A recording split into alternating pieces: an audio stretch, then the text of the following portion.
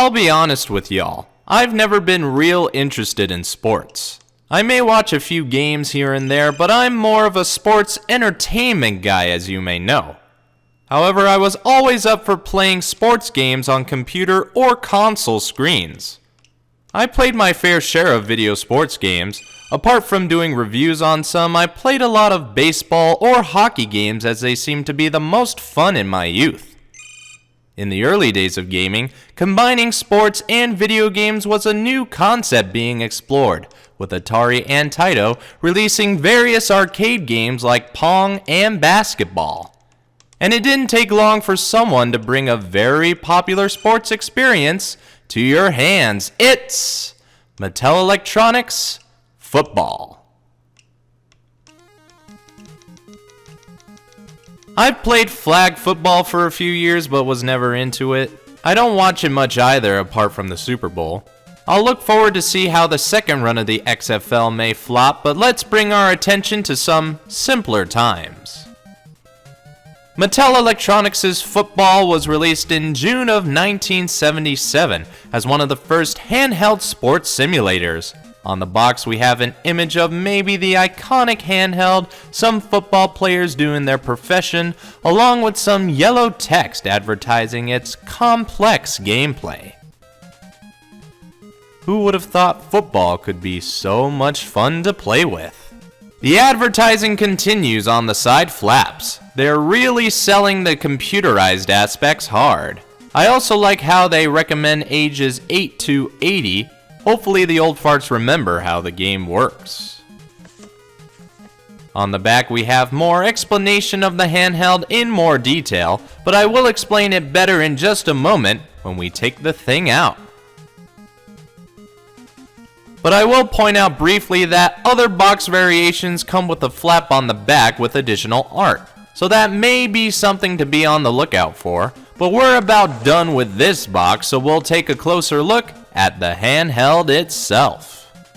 You know, white may be an eye-catchy color, but sometimes in later years it'll come back to bite ya, as mine could use a shower. But this is Mattel Electronics' Football 1. Huh. Different name, but still the same game. You see, when this game became popular, Mattel made the obvious choice to release a sequel, so later models would be released as Football 1, which is a bit weird as I'm sure consumers would know the difference without the Roman numeral, but I guess consumers just really didn't know what they wanted, so the companies told them exactly. Gotta appreciate the little football man with the logo next to this vent speaker thing. Not exactly sure what it is as there are no holes, so a design choice that lacked a reason. On top and below the Mattel Electronics logo is the game screen itself with the brilliant design of a football stadium or coliseum surrounding the football field. We don't get that amount of thought into detail anymore, do we? Of course, the game takes place on the field, and we also have a scoreboard showing certain things at a time as said. They packed in a whole lot to make the LED game so much better.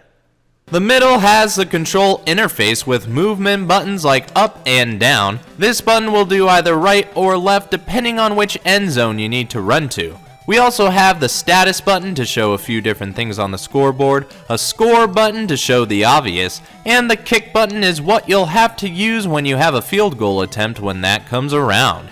If I have to explain how to play football all over again, that'll be awkward.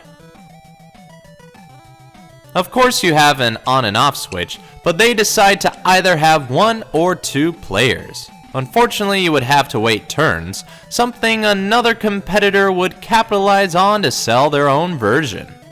Not much left around the sides apart from an AC adapter jack if you need it, but all that's left is the back where the battery compartment lies. Mattel Electronics' Football takes one 9-volt battery and can last a while. Not entirely sure how long, but copyright Mattel of 1977 nicely points out that if the game starts malfunctioning, all it may take is a new fresh battery. We also have screws and additional instructions for if you didn't have the manual with you, but who here would have actually read them? Thank God you have instruction translators like me on the internet. But that's the handheld in a nutshell, but we gotta take one last look at the actual game. So are you ready for some real competition? As you can see, the game is very simplistic, consisting of lines to represent either offense or defense. It replicates the sounds neatly with whistles and whatnot, but in the end it's very primitive, yet still very fun. It can be best described as barrier for the sports enthusiast if you know that arcade game. It's very fun. May need to do a QV of that one day. But Mattel Electronics' football was a great step forward in gaming in general. This was basically Pong for the developing handheld market. This was so popular, in fact, that it got airtime on some movies, it was cloned to death by other companies, and it's still being remade to this day with many iterations coming out over the years. Plus, it was made in gold too. So that's got to speak some volumes on the success of this, and if you're able to find this football game in its box or otherwise, you should pick it up and have a good time with one of the most simplistic sports titles around. It would definitely be a better experience than the glitch fests we get nowadays. It's Mattel Electronics Football.